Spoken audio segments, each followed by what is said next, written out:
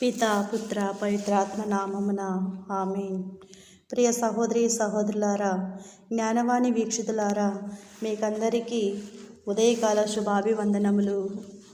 ఈరోజు మనం ధ్యానించుకుపోయే అంశం నీది నిజమైన వ్యక్తిత్వమా, అవకాశవాదమా అనే ఈ అంశంపై ధ్యానించుకుందాం.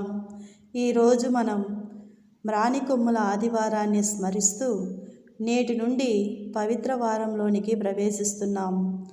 ఈ వారమంతా కూడా క్రీస్తు శ్రమలను, మరణాన్ని ధ్యానిస్తూ చివరికి పునరుత్థాన పండుగ ద్వారా నూతన జీవితంలోనికి ప్రవేశిస్తున్నాం. ఈ మ్రాణికొమ్ముల ఆదివారం రోజున ప్రతి క్రైస్తవుడు 3 సత్యాలను గ్రహించాలి.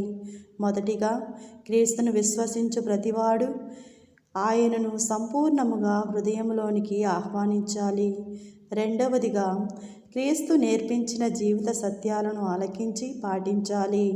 మూడవదిగా, అవకాశవాదిగా కాకుండా నిస్వార్థంతో మనస్ఫూర్తిగా ఆయనను వెంబడించాలి. యేసు ప్రభు ఎప్పుడు కూడా నలుగురిలో ఒకనిలాగా, గుంపులో ఒకనిలాగా జీవించలేదు. తన జీవితం ద్వారా తన ప్రత్యేకతను చాటుకున్నాడు. మంచిని ప్రోత్సహిస్తూ, చెడును ఖండిస్తూ, ఉన్నత భావాలతో ప్రజలలో జీవిస్తూ ప్రజలకు ఉత్తమ మార్గాన్ని చూపించాడు. ఎవరికి భయపడలేదు, ఏ వ్యక్తికి లొంగలేదు. పాలకులు, ప్రాంతాలు అనేవి చూడకుండా తాను చేయాల్సిన పనిని చేశాడు. చెప్పాల్సింది చెప్పి తీరాడు. మహనీయులు మొండివారు అంటుంటాము కదా, యేసు క్రీస్తు కూడా చాలా మొండితనముతో జీవించారు. తాను సందేశాలను విని, తన చేసే అద్భుతాలు చూసి ప్రజలు ఆయనను రాజును చేయాలని తలంచారు.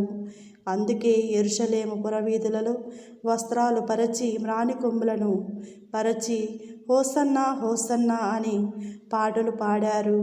కానీ ఎప్పుడైతే పాలకుల ద్వారా తిరస్కరించబడ్డాడో అప్పటి వరకు హోసన్నా హోసన్నా, జయహో జయహో అన్న ప్రజలు ఆ మేరకు స్వరం మార్చి సిలువ వేయుడి సిలువ వేయుడి అని స్వార్థంతో అరుస్తూ ఆయనను తృణీకరించారు.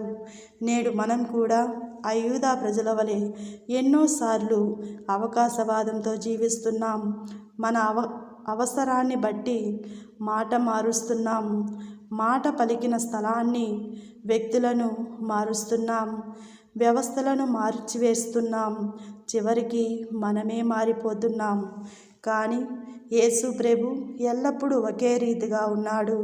నీవు నిజమైన క్రైస్తవుడు అయితే నీ జీవితాన్ని నిలబెట్టాలని చూస్తున్న ఆ క్రీస్తు కోసం నీవు నిలబడు.